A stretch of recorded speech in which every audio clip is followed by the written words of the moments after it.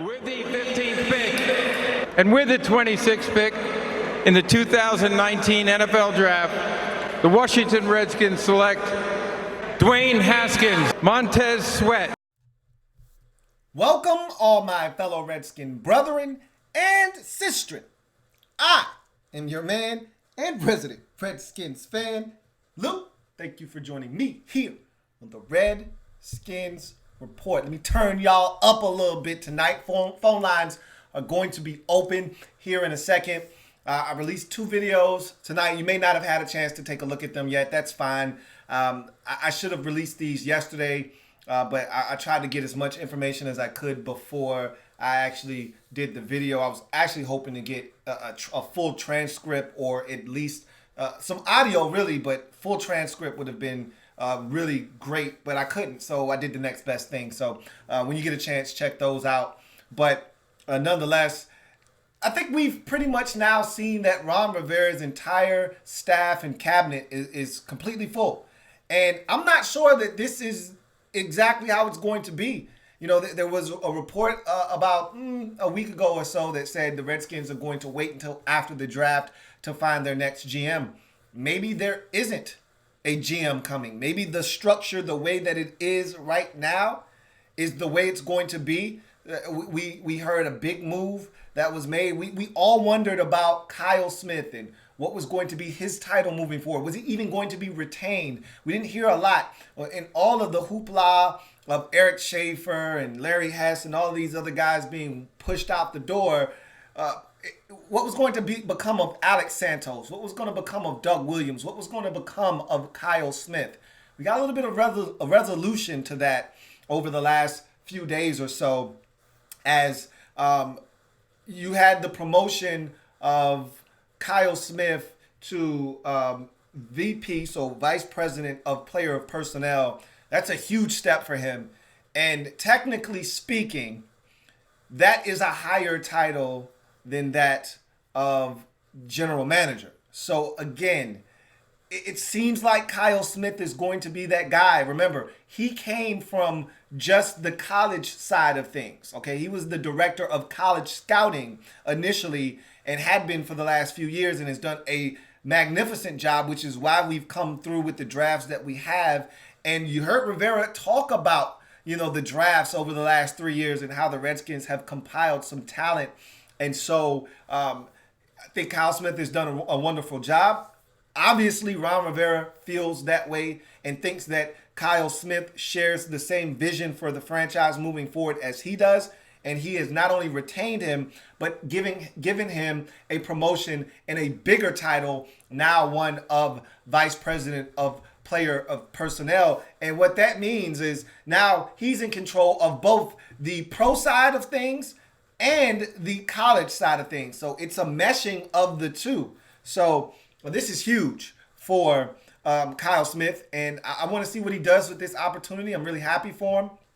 Alex Santos is going to remain on the pro side of things. He's been in charge of the free agent signings. Again, really, it's been Bruce Allen, but that's been his title. Now I think we're going to see a little bit more of his influence moving forward. Are we going to see from Alex Santos? And his job has not been etched in stone quite yet. He could be one of those guys that potentially is here, and then after the draft is done, after free agency is done, he's moved on from. I don't know what's going to take place. I can tell you this much. Kyle Smith is going to be here. Doug Williams is going to be here. And the other guy that you see on that screen, on this thumbnail for this video, is someone that I think may be the most important of the hires this offseason, not offensive and defensive coordinator related. So let's take a look quickly, and then we'll open up phone lines to all of the moves that have been made in totality for the Redskins this offseason. And you see the list of all of the coaches that have been hired and all of the guys that have been brought in. Many of them guys that have worked under Ron Rivera in Carolina. Some of them guys that haven't. But nonetheless, as you see in front of you, that's a list of all of the coaches that are going to be here. Now, some of the guys not listed are important because they're going to be retained. A la, running backs coach Randy Jordan. He's a holdover from the last administration. think he's done a great job, and so does Ron Rivera. That's why he is remaining here. Nate Kazzer, the special teams coordinator. Remember all of the hoopla we made about this guy coming in, and we were so upset about Ben Kotwika moving on to Atlanta, taking a lateral position to become the special teams coordinator in Atlanta. And Nate Kazzer, the special teams got better, okay? They were exceptional this year, all right? There was a block punt, something we haven't done in, I don't know, 10 years. I can't tell you the last time we blocked a punt. Well, we did it this year, all right? There was a kick return for a touchdown. I mean, there were so many things that we hadn't done in years, and we did it this year, and we didn't give up anything of note on special teams. Nate Kazzer was absolutely exceptional this year, and he was rewarded by being brought on board with this next regime, and so I love the fact that he was retained as well. But the name that I think stands out of all those names that you see on that screen, if you look down right above where it says defense, Ken Zampese was one of the last hires made by the Redskins, by Ron Rivera on his staff. And he coaches the quarterbacks. I think that is the most impactful, potentially the most impactful hiring because of what it could mean for Dwayne Haskins. This is a guy that has been around some of the sharpest offensive minds, has been around some of the best quarterbacks in the league the last 2 decades or so. I mean, he was in St. Louis during the greatest show on turf. He was in Green Bay during the height of the Brett Favre era in Green Bay. He coached in Cincinnati from 2003 to 2000, and I want to say it was 2015 as the quarterbacks coach. Remember what he did for Carson Palmer in Cincinnati? What about what he did for Andy Dalton in Cincinnati? Look, you say what you want. Andy Dalton had an MVP caliber season in there before he broke his hand late in the season.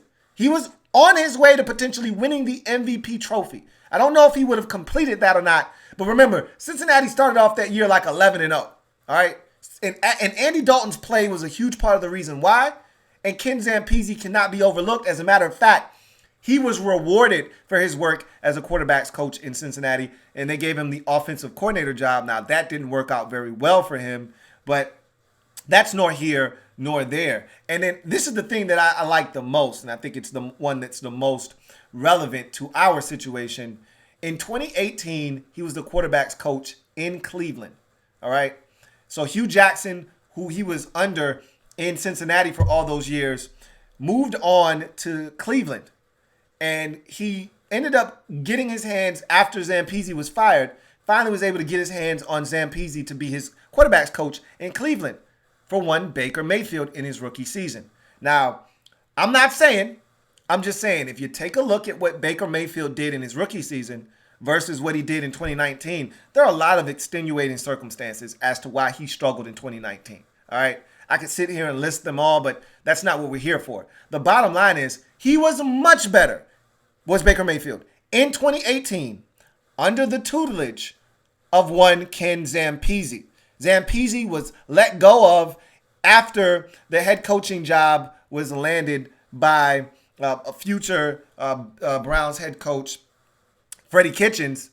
And so he ended up going to the AF, but that's nor here nor there. Bottom line is Ken Zampese is a teacher of the highest order at the quarterback position. At his core, he can teach the quarterback position. And remember what Ron Rivera said when he took this job. I want teachers. I want guys that can teach. Well, Ken Zampese can teach. And I think that's going to ultimately really be a huge factor in the development of Dwayne Haskins. Love that hire.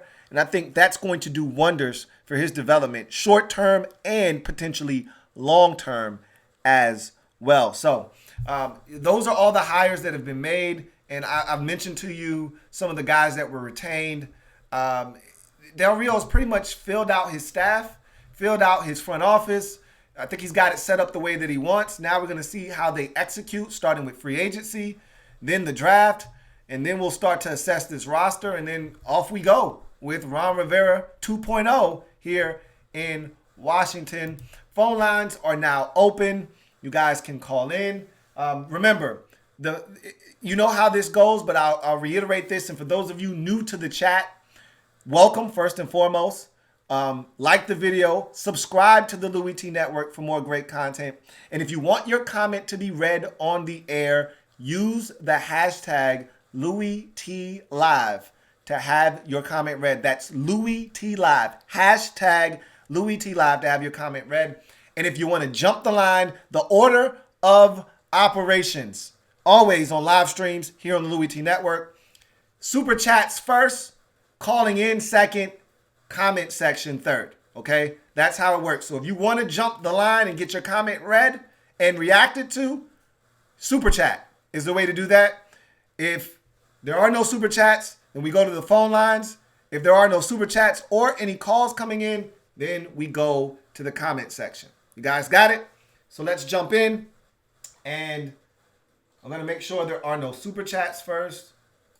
I'm pretty sure there aren't.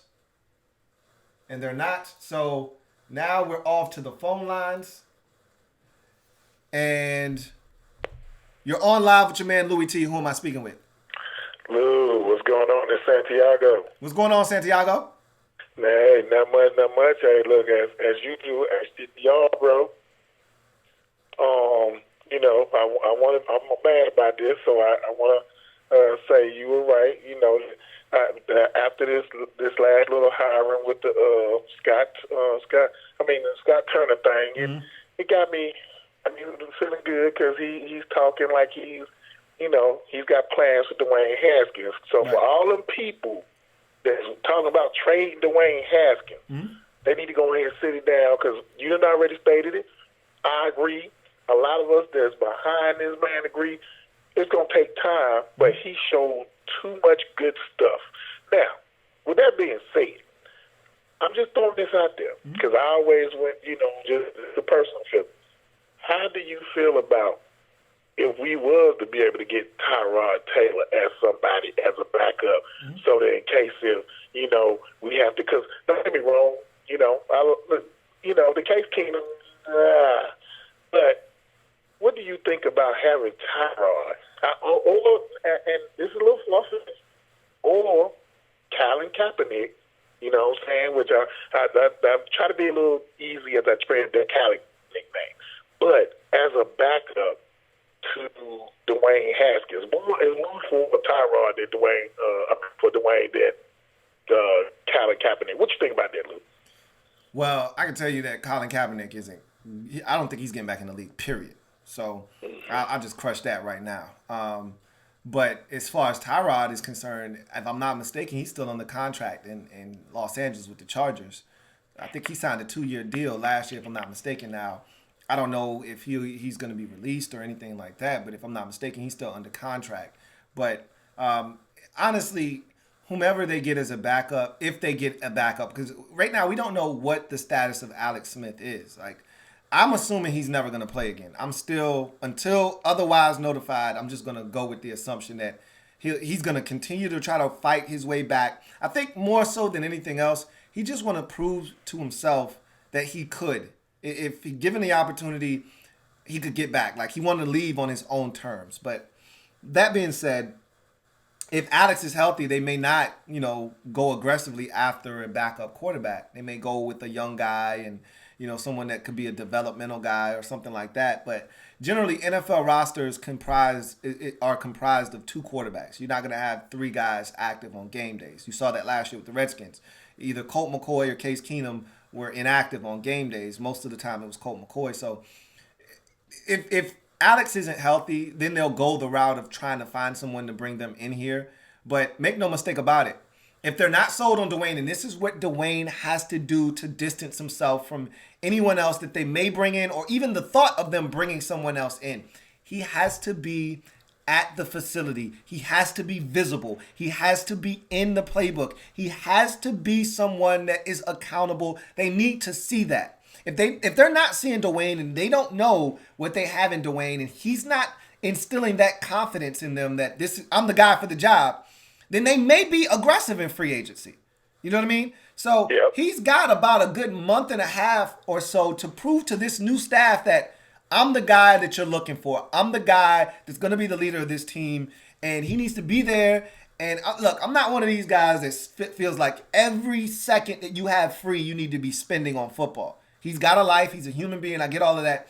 But he needs to make sure that he prioritizes football as the thing that matters to him the most. And he needs to really take ownership of being the leader of this team and being the starting quarterback of the Washington Redskins. If they don't get that sense and that vibe from him by his work ethic, nothing he can say is going to change their mind. It's all about action. If he doesn't go out and show them that he's willing to take that next step, then they may be aggressive in free agency. They may go out and try to find a veteran because Ron Rivera has always been a coach. A lot of times with defensive-minded coaches, they want veteran players because they know they can trust those guys to do their job.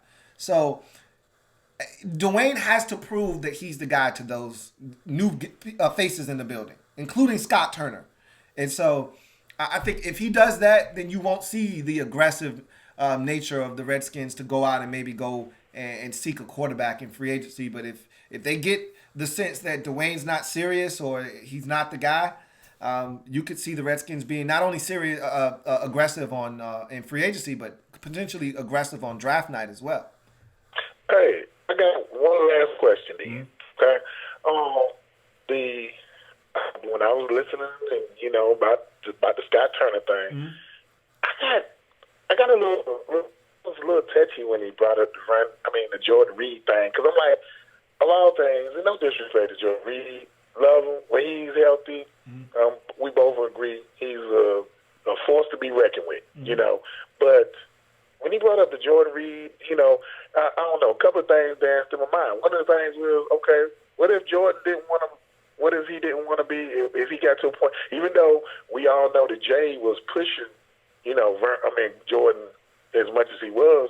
What if Jordan didn't want to put in the ethic or to play? Because we got nothing out of Jordan Reed, and for them to bring when Scott brought up Jordan Reed's name, did it give you a little scariness about him bringing up that name? No, not at all, because at the end of the day, I think it starts with Jordan. Does he still want to play football? I'm hoping he doesn't want to play anymore, and that he realizes that life after football exists, and it's important that he take care of himself. Or as a wise man just told us, take care of your chickens, man. Take care of your mentals.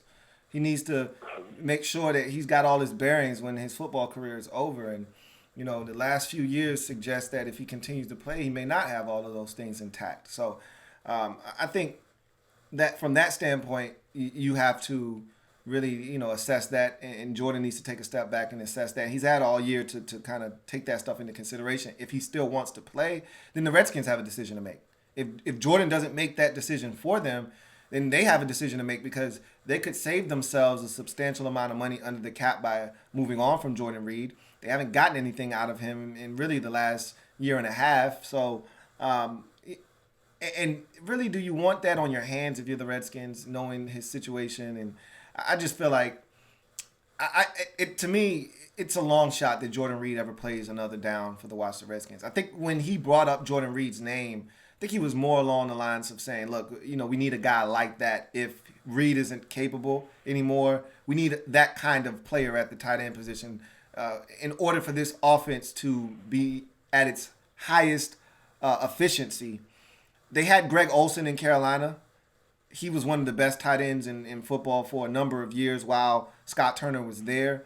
And so he's looking for a guy like that can come in and really impact this offense. So I don't know if he was essentially saying, Jordan Reed's a huge part of this offense. I think he was just saying, look, we need a guy like Jordan Reed if Jordan's not available to help this offense run at maximum efficiency. Well, hey, look, as usual, you gave me the uncut truth. Hey, look, as we always will pull today, head to our Redskins, and I'll be watching you. Keep up doing the work. I'll be hollering at you later then, Luke. Hey, sounds good, Santiago, man. You be easy. Yes, sir. Yep. All right, so we off and running. Let's get to the comment section. And DeMarco Williams says, we got a call coming in. Gonna take it. You're on live with your man, Louis T. Who am I speaking with? Hello? Hello? Oh, hi. Yes, give me 2 seconds. Go ahead. What's going on, Louis? JP, how you doing?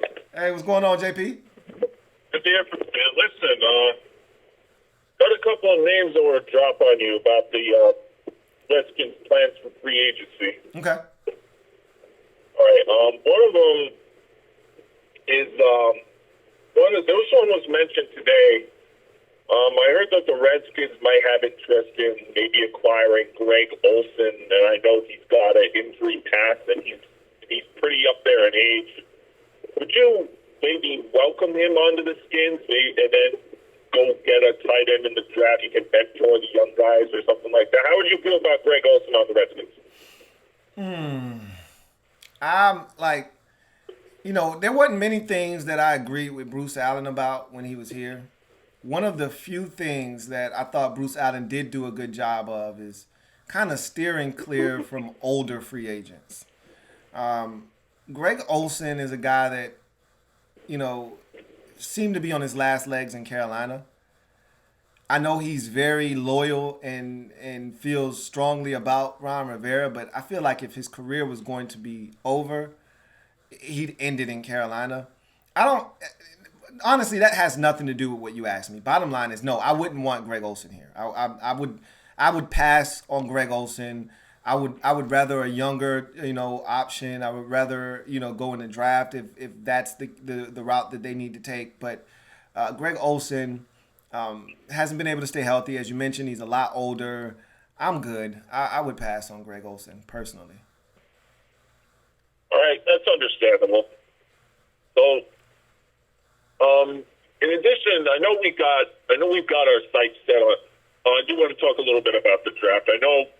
I want to talk a little bit about the coaching staff that we brought in, the guys we brought in from the Panthers. A lot of fans are getting a little angsty about bringing these Carolina guys in, and I know you said it doesn't matter who we bring in from any team as long as they know how to do their job. And some people say, hey, we might have to change our name to the Washington Panthers or the Carolina Redskins or some other team name like that. But again, these fans, you don't know how good these guys are going to be. Until we actually get to the playing, until we actually the team actually gets on the field and plays the games, and we see what this coaching staff can do. I would give these guys a little bit of a chance. It doesn't matter if we could bring in guys from every team in the league. As long as they do their job, I'm happy. I'm just very surprised we went after as many of these Carolina Panthers coaches as we did. I'm not. I mean, Ron is getting to do this the way he wants to do it, and he's got all the control that he could ask for. And if you're going to do it your way, you want guys that are going to do it your way and guys you trust to do it your way. And this is the thing that people have to understand, especially if you're listening to Carolina Panthers fans who will tell you, oh, this guy sucked when he was in Carolina and that guy wasn't that great of a coach and this, that, and the third. Well, guess what? They're not in Carolina anymore. And people get better. People evolve. That's the beauty of how, evolution works. People get better. They learn from their previous mistakes. And it's the reason why, Bill Belichick is the greatest coach we've ever seen. It's the reason why Andy Reid is on the cusp of potentially going to the Super Bowl again and potentially finally winning it. Guys evolve, adapt, and get better. And so you get a second chance. You get to make good on some of the things that you weren't able to do the first time around. And so why can't these guys get an opportunity to prove that they can get their job done at a very high level and get a chance to prove that here in Washington? I just don't understand. Yeah, exactly. I'm willing to give, these guys a chance. If Ron trusts these guys, then I think us as fans, I'm not speaking for all the fans, I think the ones that are optimistic, and I think we should trust them too. To the draft, I know we had our sights set on Chase Young. Are there any others, other than, of course, offensive line, are there any other specific needs that maybe we could go after? I know we didn't get tight end last year. I know we could probably maybe use another corner with Josh Roman potentially not being back next season. I know we could probably use another safety. And speaking of safeties, I want to know what you think if after what Monte Nicholson went through when the girl that overdose that he took to the hospital and died, and her family was like all upset that he didn't, he didn't contact the properly contact. Do you think the authorities? Do you think they will Monte be back in Washington, or after what happened with that episode, he'll probably end up elsewhere? Because that's a murky situation right now.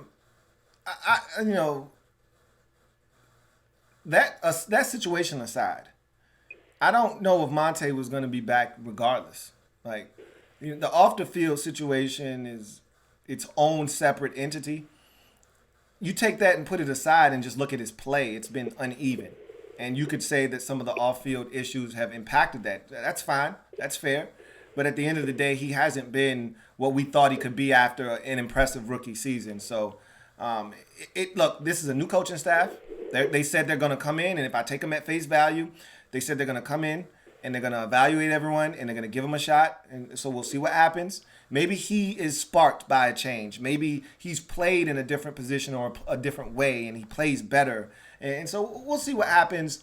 Again, the roster is really interesting because we don't know what they think of this roster. We don't know what they think of individual players on this roster. We don't know how they're going to utilize some of these guys. So what we think of some of these guys, you need to kind of throw that in the trash can, really, because it's a brand new day.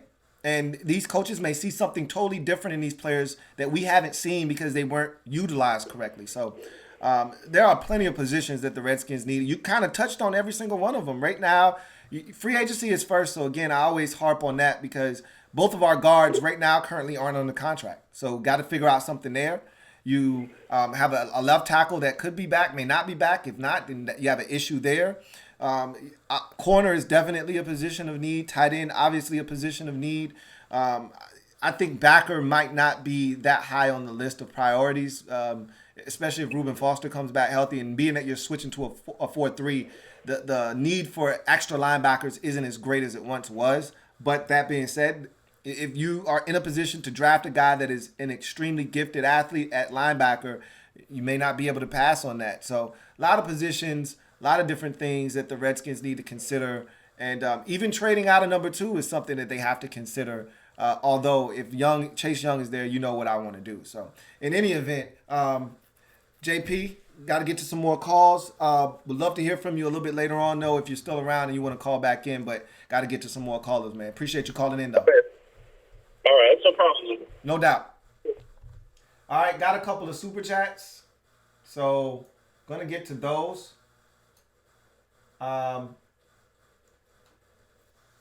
From Matthew Manos. Appreciate the super chat, Matthew Manos. He says, "Sup, fams?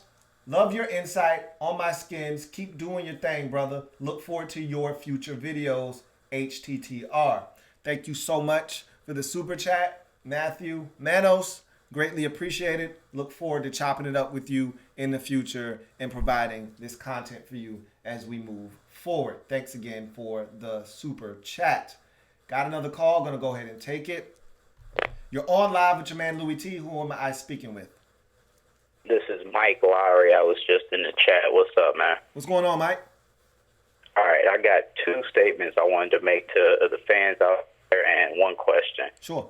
So one statement I wanted to make is that I know a lot of people are worried about this Carolina draft or about who we brought in. But the main thing I want to let people know is just like the players need communication and chemistry, coaches need it too. Yep. And you got to trust it. When your job is on the line, you got to go and trust. So obviously Ron trusts these coaches, Right. so I'm going to trust them. Yep. And then another thing, he's coming from Carolina, a way stronger division than what we played in. All those teams at any point in time can beat the Giants, us, Eagles at any point in time. They were all better than us in a stronger division. So give them a chance. I mean, we got a weak-ass division, man. They can easily come in here and fix this. Yeah. I mean, It's a year-to-year thing, but you're right. His division was light years ahead of ours in terms of strength of their division. Year in, year out, one of those teams was usually vying for something important. So you're definitely right. Now, granted, the Super Bowl champion came from this division just a mere 2 years ago, but I understand exactly what you're saying. Yeah, I mean, I'm not going to trust the Giants with who they just hired and the Cowboys picking up Mike McCarthy. Like, Mike McCarthy was blessed. He had Brett Favre and Aaron Rodgers for his years. Who couldn't win with them? I'm not going to argue with you. I'm not going to argue with you. And the last thing I want to know is, like, what picks do we have? Because I know we don't have a second round. And that's the thing that's scary about us only having a first round and not having a second round, that we possibly could trade back and lose Chase Young. Yeah, we had a first. I don't know if we're going to net any compensatory picks. They haven't given those out yet. We'll find out closer to the draft. But we did lose Preston Smith in free agency. We lost Jamison Crowder in free agency. So we should be netting a couple of compensatory picks when, they start handing those out. So I think right now the Redskins have 8 draft picks, if I'm not mistaken, either 8 or 9. Okay. We don't have a second, as you mentioned. We traded that to the Colts last year to get back into the first round to draft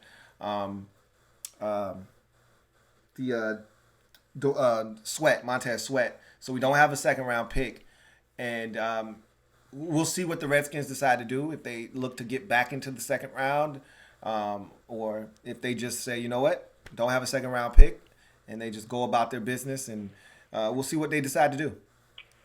All right. Well, appreciate it, man. You have a good night and keep putting out that fire content. Man, I appreciate that. Appreciate you calling in too. Have a good one.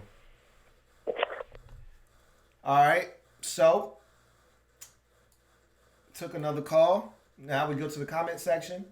DeMarco Williams says, I think 9 times out of 10, Chase Young is a Washington Redskins. If not, then we also have a chance to fleece a team like hell and get a boatload of picks. Either way, it will be a win-win. I've stated that multiple times, that it's impossible for the Redskins to come out of this thing a loser.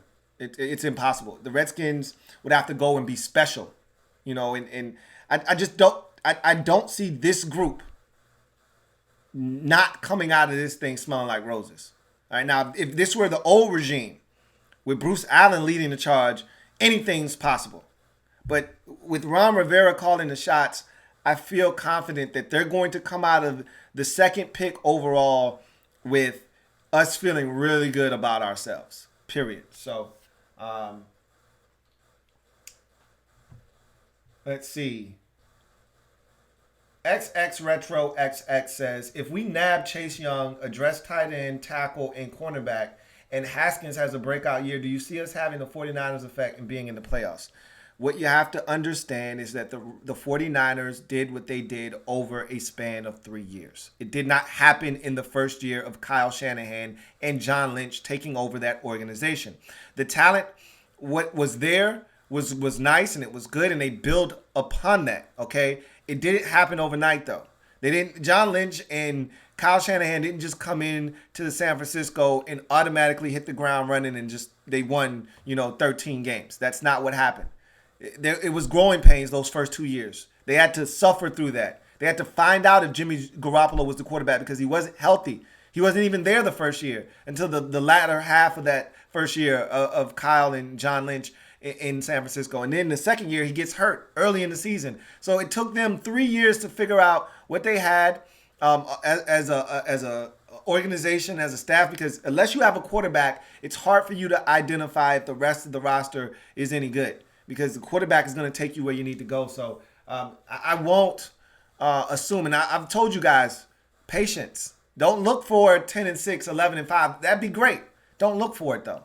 Don't look for that in year one. You'll be very disappointed. And I don't want you to start piling on Ron Rivera if this first season is 7-9, 6-10. That may be a part of the process. 6-10 next year may be a part of the process. 7-9 may be a part of the process. 8-8 it's more along the lines of 7-9, 8-8 for me right now. Just off, and I don't even know what we're gonna do.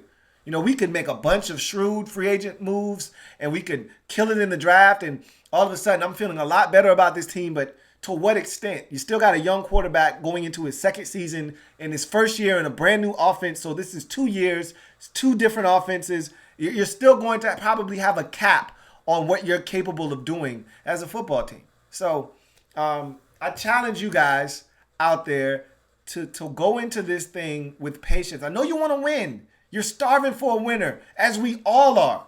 We deserve better. We deserve a winner. You just got to allow it to take place. So, you're on live with your man, Louis T. Who am I speaking with? This is AJ. Man, the phone lines are busy. They always are, man. Talk to me. So, who would you rather get at pick number 2? Andrew Thomas or Chase Young? It's not even up for debate. I talked about this yesterday. I did a welcome to the 2020 draft season video yesterday, and I made the declaration, and I know some people were like, whoa, whoa, whoa. And there isn't a tackle in this draft worth taking in the top 5 picks. There isn't a tackle potentially that is worthy of a top 10 pick, if you ask me. So that should tell you all you need to know. Chase Young, by far and away, is the guy that you take it to. So you're saying Chase Young at number 2? Yes, absolutely. So you're right about Ron Rivera. Be patient. It's going to take a couple years, like Kyle Shanahan or Doug Peterson, before they're playoff contender. Exactly. I mean, look, like I said, some fan bases have been spoiled, and there are instances of guys coming in year one and having success. And it's happened a lot recently. Yeah, Bill Belichick, Sean McVay. And it's the reason why people have been so impatient is because they look at Sean McVay. They look at Sean McDermott in Buffalo. They look at the Chicago Bears head coach, Matt Nagy. And they look at all of these guys that have come in their first year. Matt LaFleur. Look at him in the NFC Championship game, year one. Now, again, granted, Aaron Rodgers is your quarterback. But these are guys that have had success year one right out of the gate. That's not the norm, though. That's not generally how this works. So, it's going to take a while. Yeah. It could take a while. It doesn't have to, but it could take a while. And you need to go in thinking that it potentially will take a while. And that's what fans need to understand. It's not an overnight fix. Yeah, like, for example, the Ravens, they hired John Harbaugh in 2007. They didn't make the playoffs until 2010. And again, some fan bases would have wanted, and I'm pretty sure if we go back in a time machine to 2010, into that season, there was probably pressure on John Harbaugh that if he didn't win that year, he was going to be fired.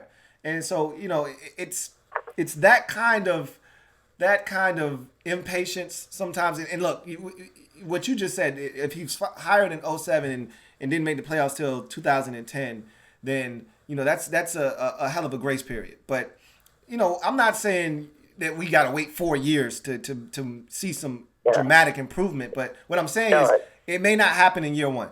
You know what I mean? Another example is this year with Kyle Shanahan. Yeah. They went back-to-back 5-11 seasons, and then all of a sudden during the NFC Championship. And it happened because they finally got the play that they needed out of the quarterback position, but they already had the pieces in place. You could see this coming last year. They were competitive, even with CJ Beathard at quarterback last year. Even with all of the guys that they were throwing out there, they had the kid from Southern Miss out there as well. And they were in ball games. And you could see that this team was coming, but they just needed the quarterback. And then you insert Jimmy G, and the rest is history. So, yep. Yeah. Hey, man, I appreciate you calling in, man. Have a good one. You too. Thanks. So, just want you guys to understand that this is not something that is going to happen overnight. You guys got to understand that this could take some time. It could take a year, it could take 2, it could take 3. You just got to be all in. That's all we're asking for at this point, is that you're all in. Let's see. HTTR for Life says, hey, Lou, I'm going to be honest. Most of these fans are getting way too excited. I'm excited. I just think we got to take it slow. I've said this multiple times already that I'm preaching cautious optimism. That's the name of the game for me. Cautious optimism. Yeah, I'm excited too. But, I'm not going to, start screaming 11-5 next year.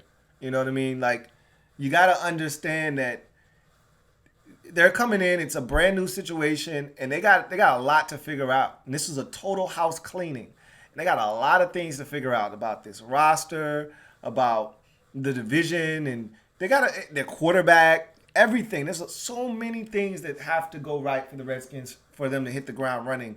But I'm excited, but to an extent, and I'm not, again, and I've said this numerous times, I'm not going to tell anybody not to be excited, or I'm not going to try to taper anybody's excitement. What I will try to taper is your expectations. Just make sure you understand that 6-10, 7-9, 8-8 are realistic possibility next year. And that's okay. It should be okay. And I'm not saying that that's what you should be striving for. Understand what I'm saying. You want to go, I'm not saying we should be shooting for 8-8. That's not what I'm saying. Do not misconstrue what I am saying to you. What I am saying to you is that we should be going out trying to win every single game, and 11-5, 10-6 should be what we're aiming for in a divisional crown, and 12-4 is what we should be aiming for. But you aim high, and if you miss and you end up landing at 8-8 or 7-9 in a first year of a new regime, and if things are looking promising, you should feel good going into the next year, thinking to yourself, all right, now we ready. We went through the bumps and bruises and the growing pains of a young team with a new staff. Now we're ready to rock and roll. That's how you should be approaching this thing. So, Gregory Lightbody says, hopefully Terry Haskins or Chase doesn't get injured next season because we can't have nice things. Well, we'll see. First of all, Chase Young not on the team yet, but you want guys to stay healthy, and hopefully the new training staff will have something to do with that. Mo L says, you think Rivera would want to keep Sheriff, Flowers, and Trent, or would he prefer to clean slate as much as with as much cap space as possible? I have no idea. I couldn't tell you that. And that's what I said. I think the first call I said, we don't know how he feels about the players in-house. We don't know how he feels about the impending free agents. We don't know any of that stuff. So hard for us to really say what's going on. Got a call. Going to go ahead and take it. You're on live with your man, Louis T. Who am I speaking with? What up, Lou? It's John Sluter. What's going on, John? Not much, man. How are you doing? I'm doing well, man. What about yourself? Yeah, pretty well. Got a question for you.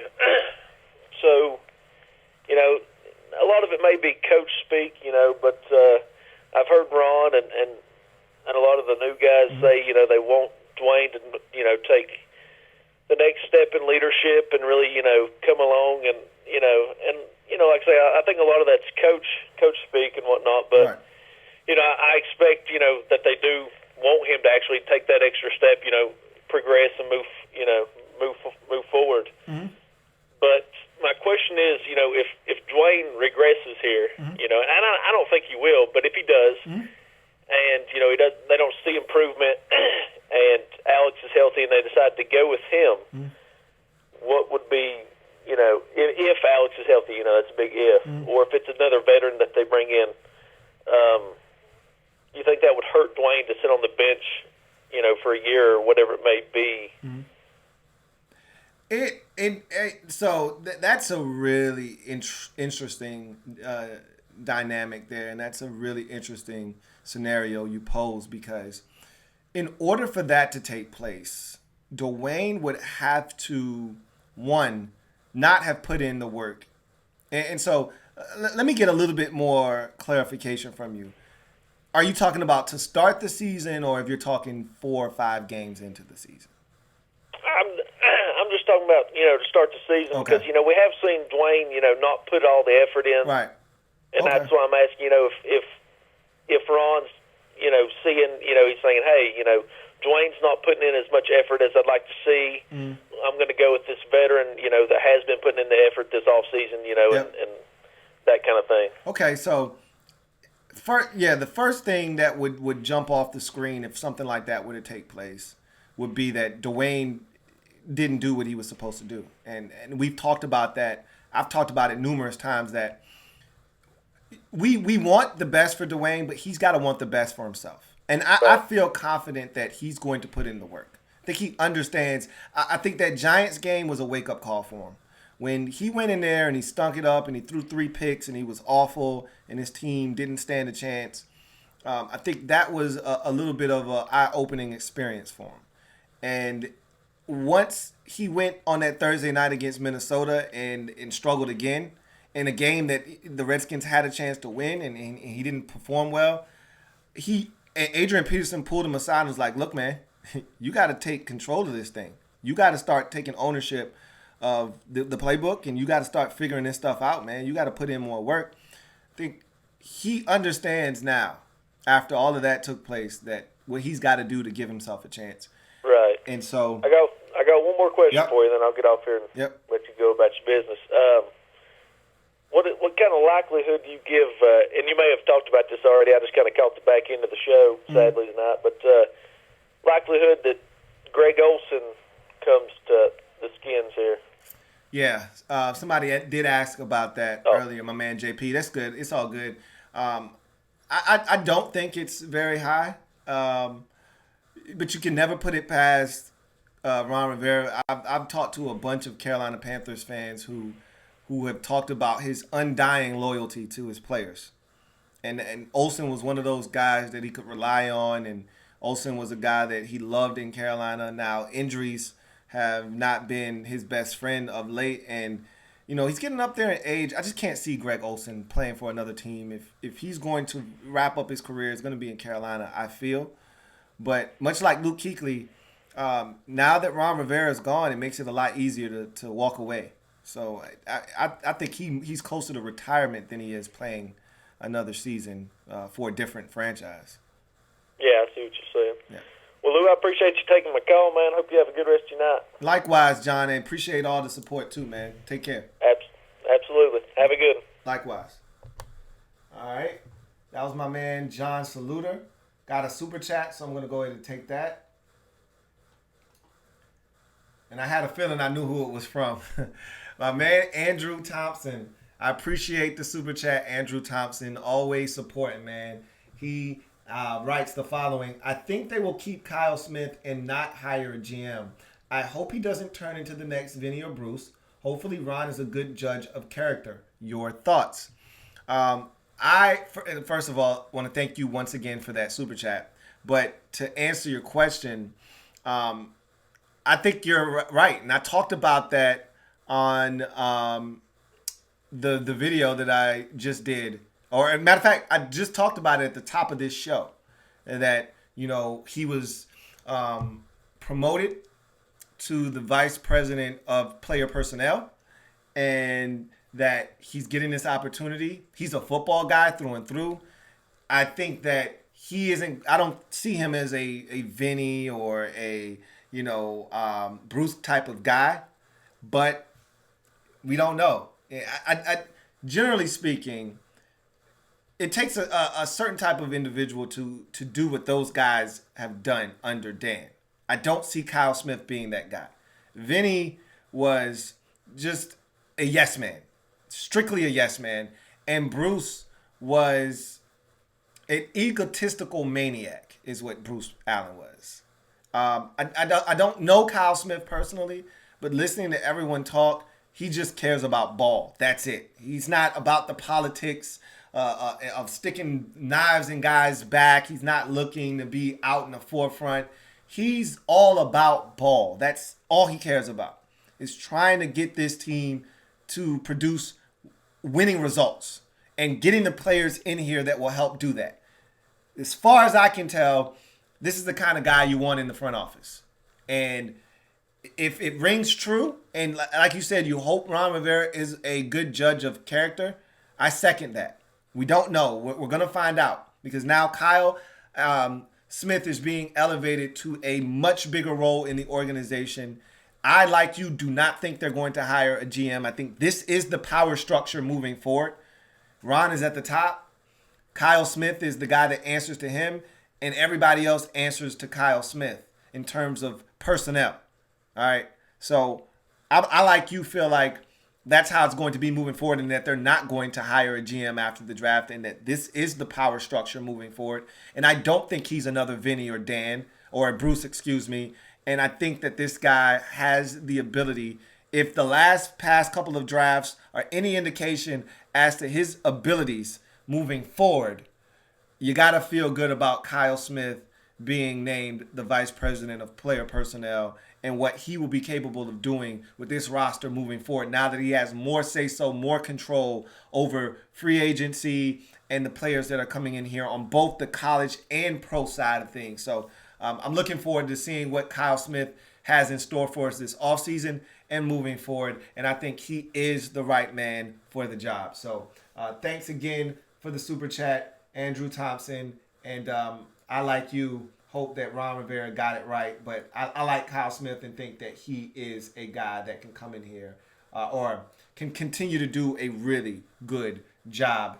And his track record thus far speaks for itself. So, all right, back to the comment section.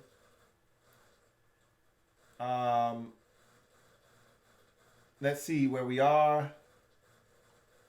Just Andre says, how do you feel about the inside linebackers in this draft class, and are there any you like?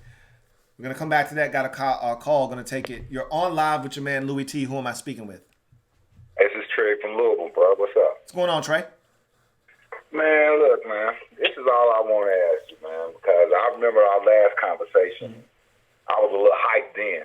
You know what I'm saying? I was just rambling then, but how do you feel about the players adjusting to the new regime of coaches, and despite of what they went through with the old people, because it felt like they wasn't responding to the old people except for certain few coaches. Mm-hmm. So, I mean, was it because they wasn't feeling the scheme, or was it or was it based on the coach transition, or what do you think it was that's going to allow these people to transcend from that to a good team?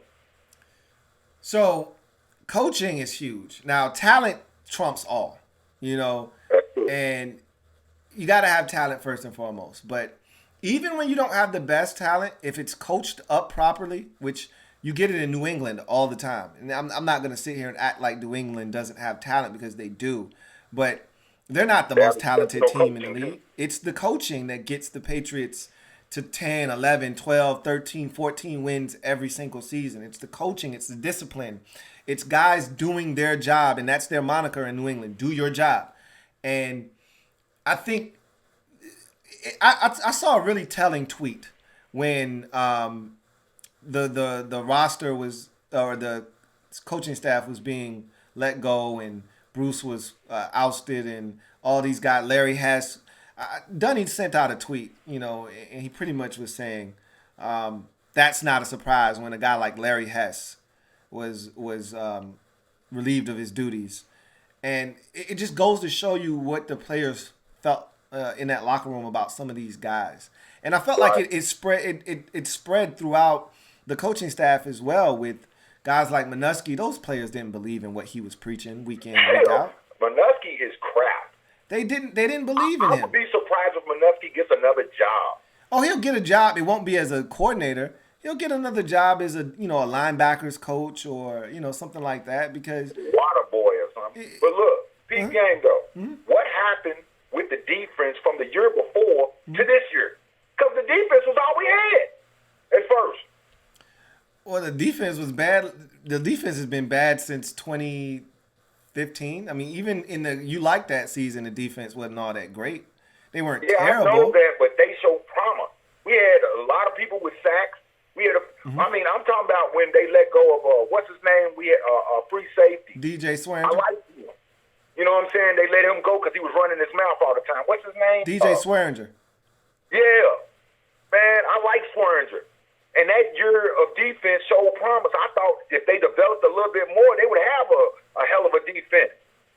So what you got to remember about that season is that against the lesser teams, we were outstanding. You know, against the Tampa Bay, we held them to 3 points, even though they had 500 yards of total offense. They only scored 3 points. The Giants were awful that year, and we held them to 7 points or whatever in the Meadowlands. It was a lot of bad teams that we beat up on. The Cardinals were terrible that year. We dominated them in Arizona in the first week of the season. But when we played teams that could score, we were awful on defense. The Saints lit us up. The Falcons lit us up. Anybody with any kind of offense lit us up. And so we weren't good on defense 2 years ago. We weren't good on defense last year. And we weren't good on defense this past season. We haven't been good on defense for quite some time. So it's part of the reason that change needed to be made. Because we haven't had a real defensive coordinator going all the way back to Greg Williams. We haven't had one since Greg Williams. Right. I mean, I like who they are now. I know we're gonna have some D, or you ain't gonna be on the Redskins. You know. So, I mean, plus I like the whole thing they putting together. It's just I've suffered for many years with the Redskins all my life. You're not alone, man. All my life I've been a Redskin fan. All my life. Yeah. I know no other team. I would never even look at another game if it ain't the Redskins. That's how much I like the Redskins. I don't care about no other teams. I understand, brother. I couldn't name a player unless they famous on another team, but I can name all the Redskins. You know what I'm saying? But it's just, I'm just so, I want to be elated in a way, and I want to be happy just because they got rid of your boy and they changed everything up. But at the same time, I'm still a skeptic. You feel me? And you have every right to be. I've said it's okay to be skeptical of this new group. Cautious optimism is what I'm preaching, man. It's okay to be excited. It's okay to be skeptical. All of those things are allowed to exist and coexist. You can be excited, but at the same time, still a little iffy on if you can fully commit. And that's okay. They can coexist with one another because of what this organization has been over the last 2 decades. You have every right to feel all of those emotions. So what do you think they're going to do at GM? Because I don't think they're going to do anything. I think there are a few teams in the league that don't have someone in that actual position with the title of GM. But are they wingers? Yeah, but you have someone with a title that supersedes GM that kind of holds that duty, and I think that guy is going to be Kyle Smith. And I think the promotion. I heard Kyle Smith is somewhat of a genius with them numbers. You talking about as far as contracts are concerned? I'm just saying, they say he's good at what he does. Yeah, no, and that's accurate. That's why he's still here. So Rivera was impressed with him when he first got here. He talked about it at the press conference, and him promoting him to vice president of player personnel kind of shows you just how much he thinks of Kyle Smith. He's a talent scout, right? He's the guy that finds the people that we want, right? He was the director of college scouting. Now he has been promoted to both. The vice president of player personnel is a combination of college scouting and pro scouting. So essentially, you're in control of all of the guys that come into this organization. You're kind of overseeing all of it. So it's a big title. It's a big promotion, and I think he's the guy for the job. So I'm happy for him, and I'm looking forward to seeing what he does. Hey, I'm happy for him too because he's the reason we got Haskins and a few other people, ain't he? Correct. So shit, if he can do that, then he probably can get us some more good players. That's the thought. That's all I'm saying. I just want to be a contender, man. I remember the days when you didn't want to play no Redskins. Yeah, we a long ways away from that, man. We trying to get back there, but we a long ways away from that. But hey, man, I appreciate you calling in, man. Have a great night. You too, now, Louis. Keep doing it. No doubt, we'll do. All right, so we go back to the comment section. And let's see. Do we have another super chat? Nope. So we go back to the comment section. I think we were right here. Just Andre had asked, how do you feel about the inside linebackers in this draft? Are there any that I like? Yeah, there are a number of guys at the inside linebacker position. We got a call. I'm gonna answer this question though. There are a number of guys that I think can play inside linebacker. I think it's a little bit deeper than it was last year. Another guy just declared for the draft, and Patrick Queen out of LSU, who's another guy that can run like the wind. And you actually saw him play a hell of a game in the national championship and was actually named the most, they don't call it the most valuable player. I think they call it the most important player of the national championship game. So, he's coming out now. He declared for the NFL draft. So there are some backers in this draft, some guys with some talent that can run, that I think can impact the game. So there are some inside linebackers in this draft that I think are worthy of taking a look at. But again, I don't think that's a big position of need for the Redskins necessarily, especially with them switching to a 4-3 defense. Again, I don't want to rely on, Reuben Foster, but I think they feel like if he's healthy, he gives them a shot inside at linebacker. So we'll see what happens. Got a call, going to go ahead and take it. You're on live with your man, Louis T. Who am I speaking with? Jonathan. What's going on, Jonathan? So I got a scenario for you. All right. So you know about Tua, and he's supposed to be ready and healthy by April, right? Yep. So if he's healthy and able to show that to other teams, so that makes our pick just that much more valuable. So I'm thinking that if he is able to show that, then maybe a team like Miami with 3 first-round picks, and we could take those 3 first-round picks and maybe a second on top of it, because they got 2 seconds as well. So maybe we can get those 3 first-round picks and a second, and maybe a guy like Simmons could slide to 5. That would be a great scenario for the Redskins. Than just getting one great player, we can get a potential 4 to 5 great players if that were to, present itself. It's something to take into consideration. Yeah. That's why you have to. That's why you have to explore all options, but you're not guaranteed. And Chase Young isn't even a guarantee. He's close. He's as close as you're going to get to a guarantee in this draft. You're not guaranteed to get anything at 6. I think that's what the Dolphins' first pick is. I think it's 6. Okay. It may be 5, but I think it's 6. I don't have my phone by me to actually look up the draft order, but I can tell you this much. If you pass on taking Chase Young at 2 and he ends up, if you pass on him at 2, you're probably not going to get your hands on Justin Simmons still. Because if you trade back to, let's say they're at 5, and let's say it's Joe Burrow, Tua goes to, in your scenario, to the Dolphins, then the Lions sit there at 3, they're going to take Chase Young, okay? Then you're looking at the 4th pick in the draft. I don't know if that's the Giants or who. Yeah, it's the Giants. And then so now you're looking at a situation where the Giants are probably going to take Justin Simmons. So, you're going to find yourself in a position. There's still going to be good football players there. Jerry Jeudy will probably be there most likely. Okuda probably will be there. I mean, I don't know how you feel about Grant Delpit. I don't know if you want to pull the trigger on him that early in the draft, but there'll be other prospects there available for the Redskins to take. But passing on Chase Young, I think, is a monumental mistake.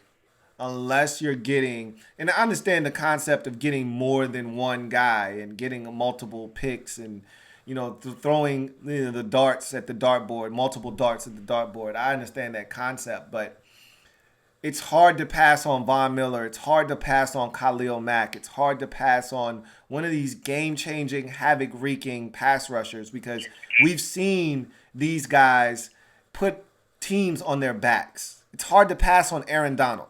Like, that's what you would be passing on if you pass on Chase Young. one of these guys that's a transcendent talent. Like, I just don't know if that's the right move. But I understand where you're coming from. Yeah, that's all I had to say tonight. And I just want to say, keep up the great work. We all enjoy your videos, and just keep it up, man. Hey, man, I appreciate it, Jonathan, man. You have a good night. You too. Yep. All right.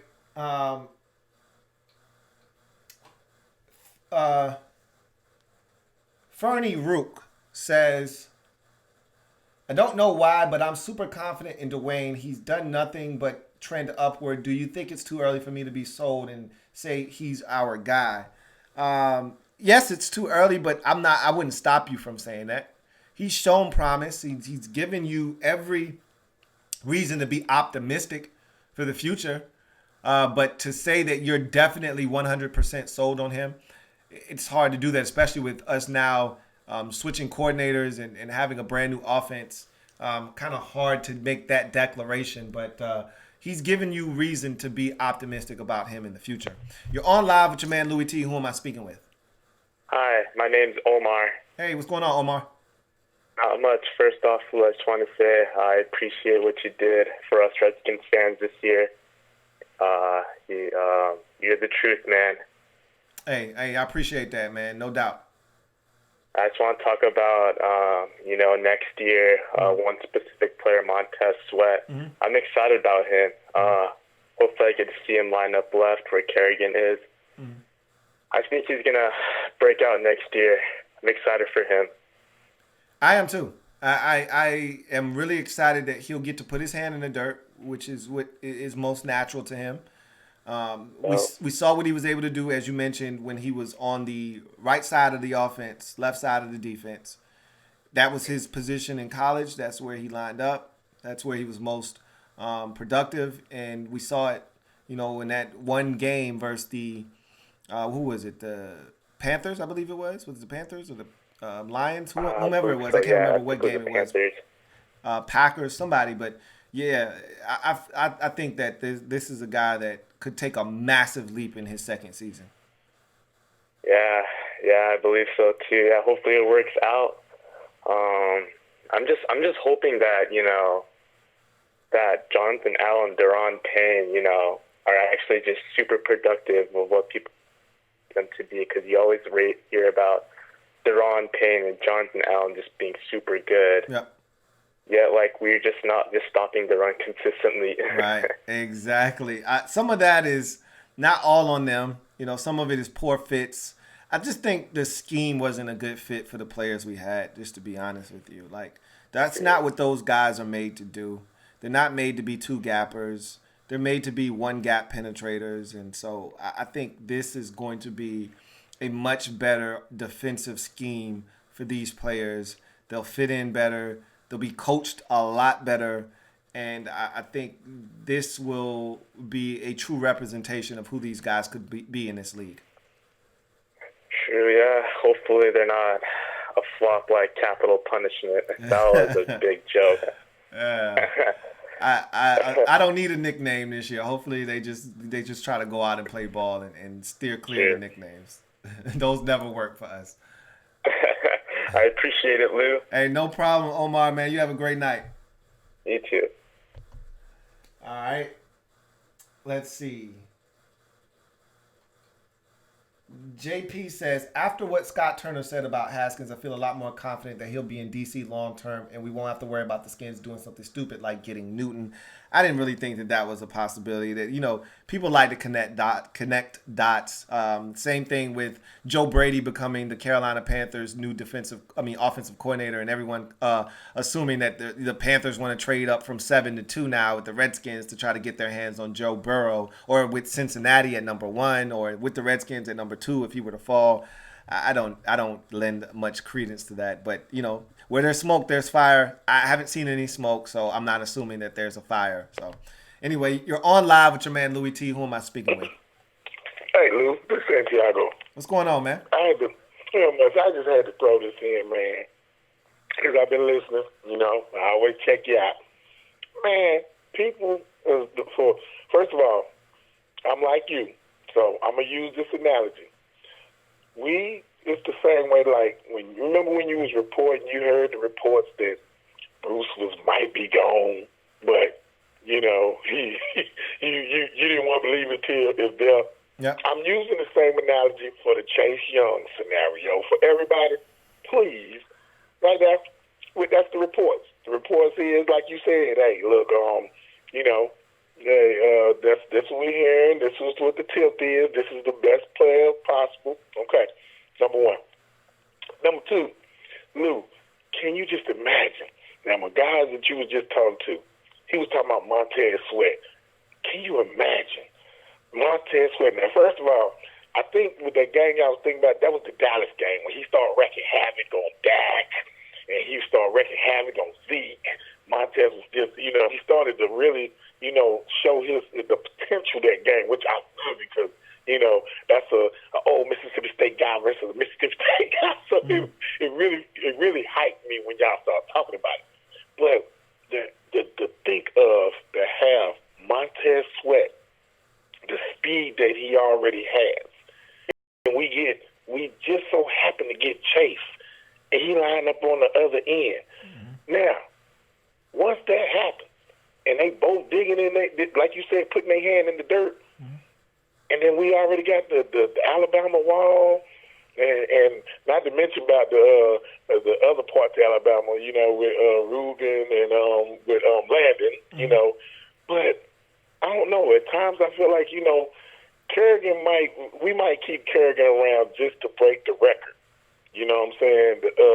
Because he's there to break the record pretty much. But with Montez Sweat and Chase on opposite ends, can you honestly think of an offensive line?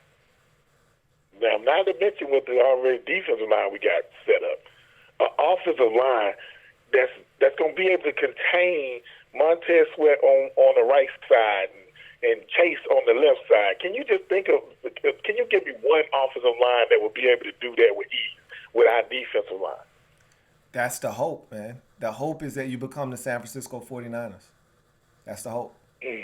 But you gotta get there first, man. And those guys have to realize their true potential. If we sit here and keep talking about how good we think these guys are going to be, but they never actually fully develop, then, you know, it'll just be us over here imagining what it could be. Well, we know Del Rio, he's laid the groundwork for us. I mean, you know, as far as this past, how he is with defenses. And the 4-3 is going to do, I know you've been clamoring for it. Mm-hmm. I was clamoring for it. If you knew anything about football, and like I stated, I play football. My nephew, he plays for Texas A&M. His name, hey, look, you got to check him out. His name Bobby Brown III. Okay. Coming out after this upcoming year. And, you know, we all come from a football-bred family, and when I go to the games and watch them, you know, one thing it is about me, I watch defenses. Our personnel is just extremely good for the 4-3. That 3-4, it could have worked, but not with the defensive coordinator we had. You know, maybe Del Rio could have did better with it, but I don't know. You think Del Rio could have done better with the 3-4 than the 4-3? No, he's not a 3-4 guy, so I wouldn't think so. No. Well, hey, look, I had to chime that in on you, Lou. Like I said, hey, look, I'm always checking you out. Keep doing what you're doing. Help to the Redskins. Hey, appreciate it, Santiago, man. You have a good one. Yep. All right. DMV Pride 10 says, with the draft so deep in the first 2 rounds and the Skins not having a second-round pick, it's crucial that the Skins try their best to trade Trent and Kerrigan for picks. Again, it might be more beneficial to the Redskins to keep Trent Williams, to take that need off the board, and then they're not going to try to trade Ryan Kerrigan. I really don't see that taking place. I could be wrong. And this is a new day in Washington, but this doesn't feel like a team that's going to be looking to trade Trent Williams or Ryan Kerrigan. I just don't see it. But, you know, it is what it is. We weren't complaining when we traded that second rounder to get Montez Sweat. Now you can't be complaining now that you don't have a second round pick. If we are able to recoup a second, great. If we're not, you got to take your medicine. You got to take your medicine because we were all about it last year when we packaged up those picks to go up and get Montez Sweat. We were all for it. Now that second round pick is missing, now that we hit the draft where the pick actually has to be given up, now everybody wants to complain. We can't complain about it. All we can do is try to find a way to get a second round pick, and if not, it is what it is, So we'll see what happens. We could have had a second rounder for Trent already. That ship might have sailed. And honestly, I would prefer Trent back because a second round pick versus having left tackle taken care of, to me, having the left tackle position addressed is much bigger than having a second round pick. So we'll see what happens. You're on live with your man Louis T. Who am I speaking with?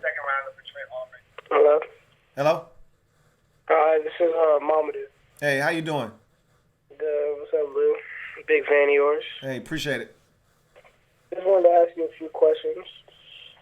Do you feel that Ron is the person to fully take the talent that we have on this team and really mold it into a real contender? Because I feel like the main thing I've noticed with the Skins is that in past years when the defense is good, the offense is lackluster and struggling. And when the defense starts to show glimpses, the offense is stale and not really as productive. Mm-hmm.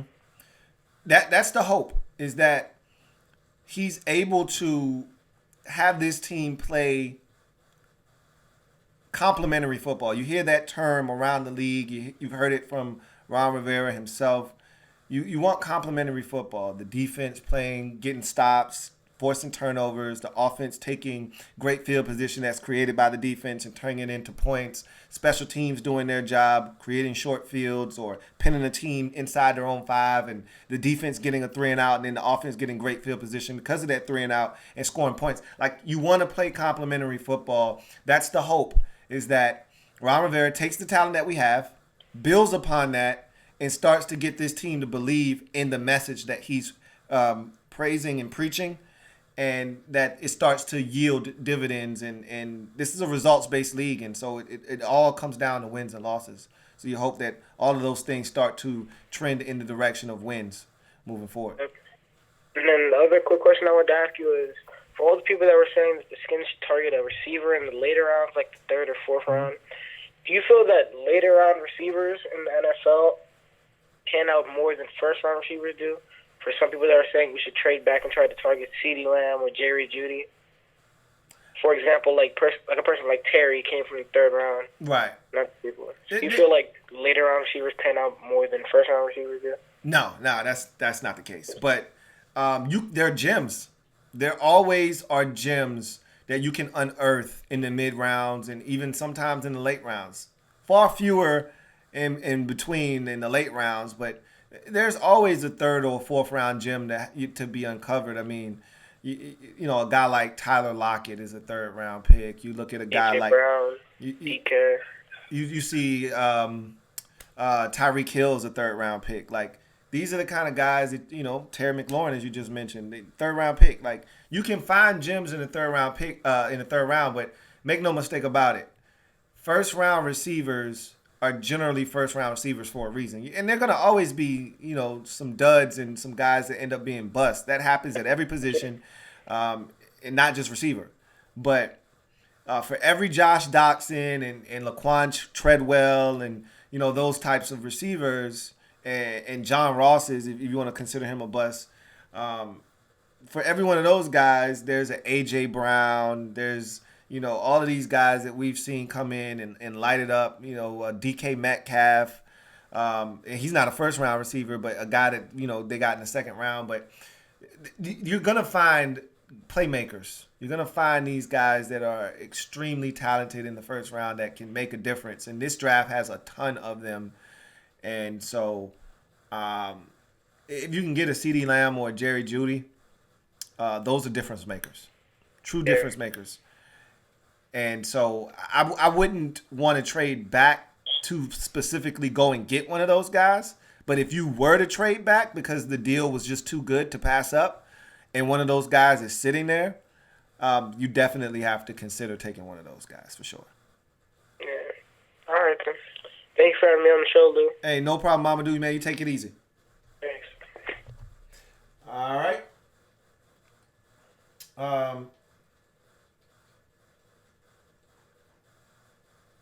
Extra Squad says, do you think we should trade Moses and trade Kerrigan for a second round and then use that second round to draft a replaceable tackle? I know a lot. You know what? There's this growing sense amongst some of you Redskins fans, not all of you, but there are a lot of you Redskins fans that seem to think that Morgan Moses is just awful. You can't be watching football around the league if you think Morgan Moses is awful and that you have to replace him. Like, if something isn't broken, don't try to fix something that isn't broken. Is Morgan Moses the best right tackle in football? Absolutely not. Is he the worst? No, he isn't. All right, can you get by with Morgan Moses at right tackle? Absolutely you can. Can you do better? Sure. Sure you can. But we have too many needs. When you get rid of a guy like Morgan Moses, the time to do that is when you don't have a bunch of glaring needs. You don't have a bunch of holes on your roster. And now you're just looking to improve. You don't need to create more holes when you already got enough holes that you're trying to address as is. Like, you don't have a right tackle problem right now. Let's not create one. You talk about drafting a tackle. The Redskins tried that. His name's Jerron Christian. How's that worked out? Okay? You don't want to just assume, well, we'll get rid of Morgan Moses. We can't do any worse. We got to find someone that'll be able to come in here and play right tackle. No, that you don't have to find someone that can play right tackle. You could struggle at right tackle. It could get a lot worse at right tackle. Okay? You could draft Eric Flowers at right tackle. Not the Eric Flowers playing left guard. The Eric Flowers that started at left tackle and then was moved to right tackle and stunk it up and ended up off the Giants roster and in Jacksonville and then ultimately here in Washington. Let's not put yourself in that predicament. Morgan Moses is fine. Leave him be. All right? Yeah, you're going to have to take some false starts. There will be the occasional holding. Yes, I'm aware of these things. But you can do a lot worse than Morgan Moses. We don't have a right tackle problem right now. Let's not create one. As far as that second round pick is concerned, I don't know if you're getting a second round pick for Ryan Kerrigan. I don't think that. If you wanted a second round pick for Ryan Kerrigan, the time to do that was during the trade deadline when a team like Baltimore and Indianapolis were both desperate for pass rushers and willing to give up some draft capital to get their hands on Kerrigan. That was going to be as high as his draft value, or trade value was going to be. You didn't take advantage of it. You're not getting a second round pick for Ryan Kerrigan in the offseason. And furthermore, I don't think the Redskins are looking to trade him. So there's that as well.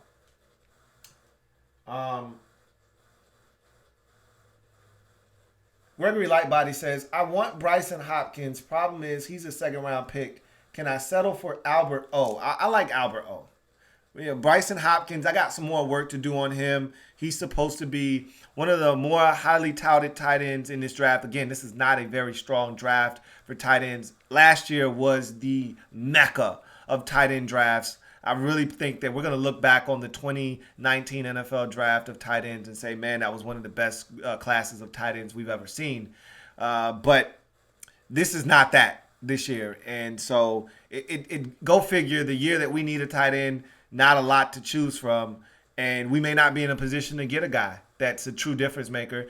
And we may get a guy, fourth, fifth round, that's solid. But we're looking for a difference maker.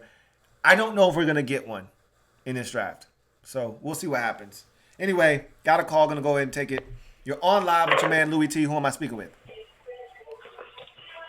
Hello? Hello? Hello? Hello? You're on live. Who am I speaking with? My name is Jackie. Hey, how you doing, Jackie? Good, how are you doing? I'm doing well. Thanks for calling. I have a quick question. Sure. What do you think the Redskins' biggest offseason need is? The biggest offseason need is right now, I think, tight end. I don't think they have one that is a starting caliber tight end on the roster right now. So I think that's your biggest need. Now, if there's no Trent Williams, I think your biggest need then becomes left tackle. But just because it's your biggest need doesn't mean you have to address it right away, if that makes any sense. Mhm. So that's well, what. they keep taking. Oh wait, go ahead. No. You're fine. Okay. Another quick question. Yep. What do you think Jack Del Rio is gonna do to our defense? I honestly believe he's going to take this defense. He's going to instill a bit of discipline, something that we have lacked on the defensive side of the football. There will be accountability. I think he will have these guys as playing as a cohesive unit. I think that's something that we've lacked in Washington for too long. We haven't had 11 guys all on the same page playing as one unit. Nothing. I'm gonna go take a shower right now. Uh-oh. All right. You better go get in the shower.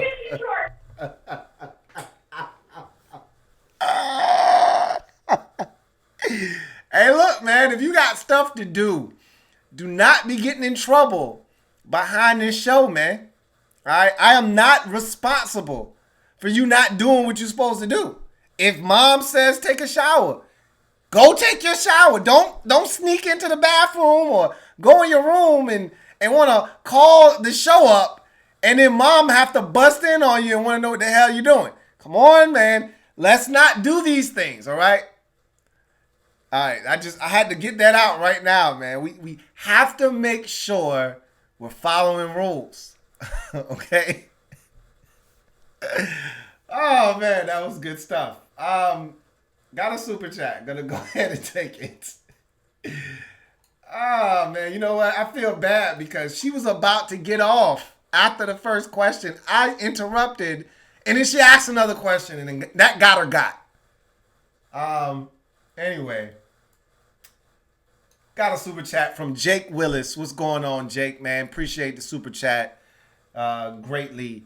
And Jake says the following. Louis, do you expect us to go after big name free agents? I'm hoping we continue to build with the draft and get solid but not top tier free agents. So this is the thing that I'm looking for in free agency. I'm looking for the Redskins to go after guys that are difference makers. I don't want the Redskins to necessarily go back to the old, and they're not going to do this. I'm not looking for the Redskins to go back to the old ways of overspending. All right, to get a guy here. You know, we had to do that last year with Landon Collins. We overspent for Landon Collins, but he was a guy that we targeted, that we wanted. I was on board with it, so I'm not going to sit here and second guess it. But I don't want the Redskins to overspend. Just because we got a bunch of cap space doesn't mean we have to go out and spend all of it. Make sure you're shrewd in the moves that you make. Make sure it's guys that you target that fit the vision that you have for this defense, offense, whatever, moving forward. All right. So again, are we going to go after top tier free agents? I can't say that we are. I can tell you this much. If you look at the track record of the Carolina Panthers with Ron Rivera and many of these guys that were there in Carolina, that wasn't their MO. They weren't out signing a bunch of big name free agents. It's not what they did in Carolina. So if I am to assume that Ron Rivera had a voice in Carolina during his tenure, and I'm to assume that his voice was relevant in terms of personnel and what they did in the free agency and the draft and so forth, then I'd like to think that that's not going to be their MO here either. But that being said, ton of cap space. There are some guys out there at positions of need that the Redskins could look at to try to address some of these positions of need. We'll see what happens. I'm going to lean towards no. They're not going to spend huge free agent dollars, but they will look to be a little bit more active in free agency. I can tell you that they're not going to be looking to scrape the bottom of the barrel and be extremely excited about signing Stephen Paya. You know, they're not going to be looking to do that and have guys like that come in. So I am excited about that, but we'll see what happens. But once again, thank you for the super chat, Jake Willis. I'm like you, would like to see the Redskins continue to build through the draft. Remember, and I've said this a million times. I'm going to continue to say this. You build your roster through the draft. You supplement it with free agency. We have to continue to build through the draft, which I think the Redskins with Kyle Smith and Ron Rivera will continue to do.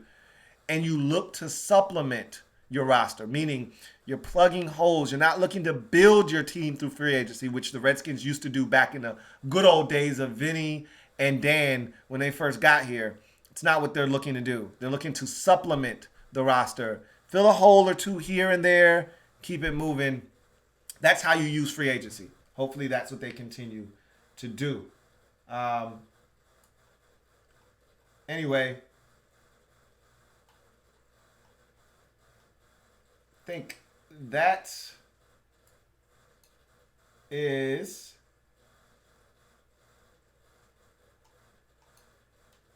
all right. Got a call. Gonna go ahead and take it. You're on live with your man Louis T. Who am I speaking with?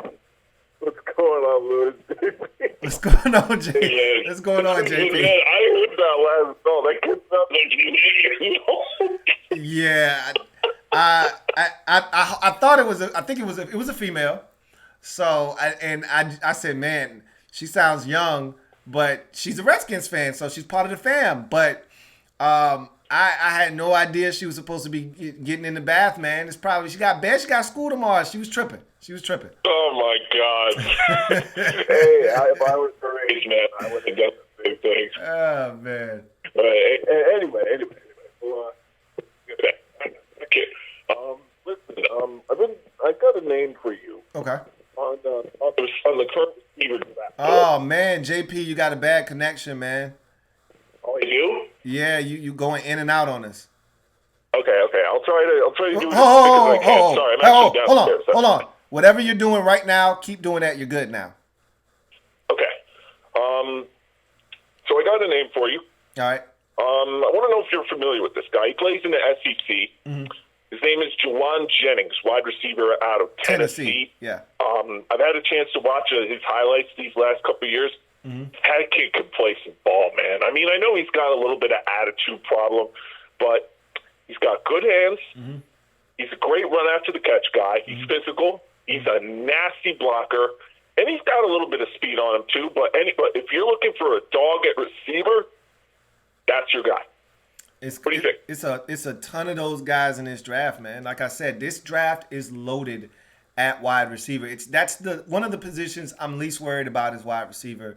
If you're looking for a receiver, it's top heavy at the top of the draft with a bunch of talented guys, but then you extend that, and I hate using the term top heavy because it makes it seem like there isn't a lot of depth throughout. That's the position that I feel like from the first to about the 5th or 6th round, there is talent oozing out of this draft. And so there are going to be a bunch of other names that we're not even thinking about right now, that we're not talking about, of guys that will come in and have an impact. And so, and I said this yesterday on my preview show for the draft. I said, look, you could see 7 or 8 guys go in the first round at the receiver position. It's that deep this year. It's that many guys that you could see that many go in the first round, and there still be a surplus of guys available to select that are quality football players. So, add him to the list of guys that are going to be selected in this draft most likely and are going to have a chance to make an impact in this league.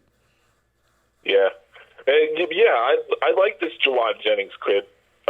He played against some good competition. He can catch the ball. I mean, if you got a chance, you should check him out. And there's a couple of, and in terms of free agency, I know we've got tight end. I know we've got offensive line. To me, I've heard a lot of fans screaming offensive line. Hey, Chase Young's not going to be the missing piece. We're not one guy away from winning it all. I understand that. But at the same time, you can get – I don't understand why these fans are screaming offensive line in the draft when you could just get guys in free agency. At least some of those guys are proven. You don't know what these rookie offensive linemen can do. Remember, Greg Robinson was supposed to be the best left tackle in that whole entire 2014 draft, and he went on to think joints up. I mean – You going in and out again, JP. You going in and out again. Oh, yeah. I'm sorry. Yeah, and I'd much rather just get offensive line free agency. I'd rather. I think there's that dude from the Colts who's set to be a free agent. I forgot his name. It'll come to me. There are some quality offensive linemen in this free agency class that could potentially help us. And in terms of Trent Williams, I would not be surprised if Trent Williams comes back with Bruce, the Prince of Darkness. I know we're not supposed to talk about him anymore, and the head trainer. Now that both those guys are gone, maybe we could see a Trent return. I don't know, but I'm hoping for it because that means. Does that mean Trent is back? Haskins' blind side will be protected, and all we would just have to worry about is the right side. So, yeah, I mean that's the thought, and we'll see. I mean, only time will tell what happens with that. Remember, if you want Trent back, you got to pay him, and so we'll see what the Redskins decide to do.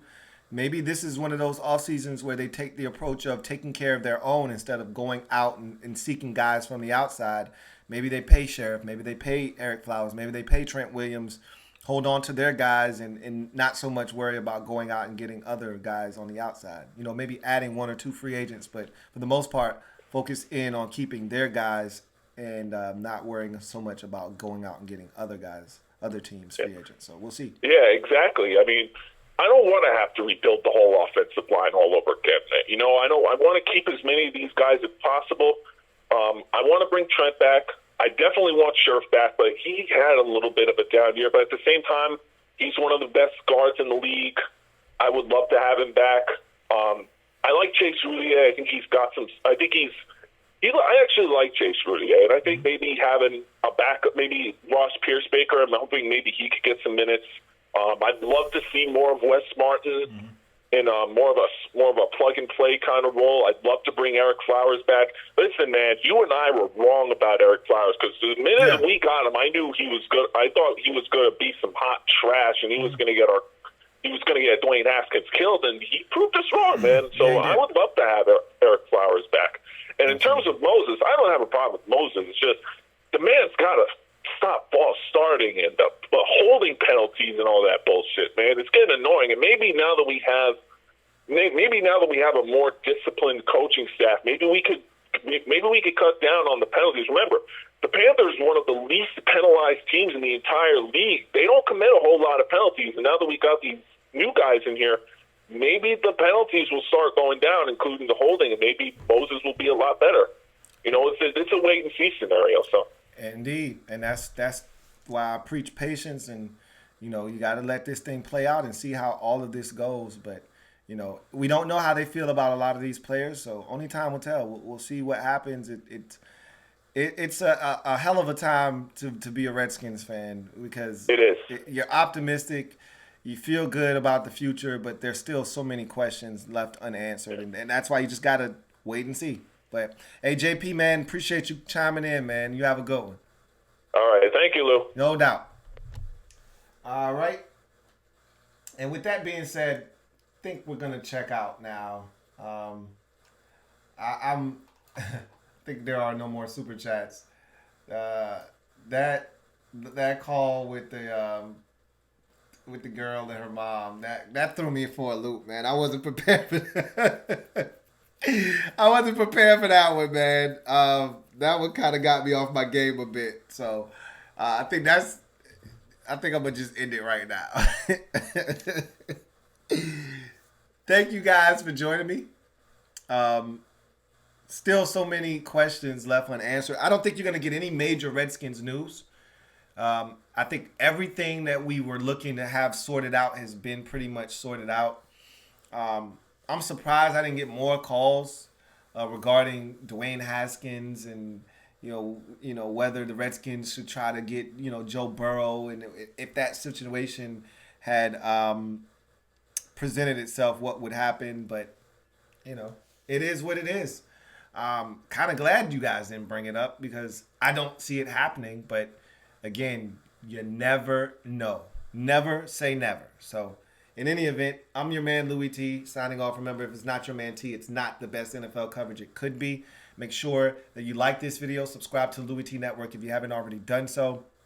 Also, check out the Louis T Network podcast. Brand new episode coming your way tomorrow. Also dropped one last week, so check that out. But In any event, I am a Redskins fan, etched in burgundy and gold. My Redskins spirit will never die. Redskins spirit will never fold. Until we meet again, hail to our beloved Washington Redskins. Thank you guys once again for tuning in, and I'll see you guys next time. Have a good one. Take care. Louis T Network.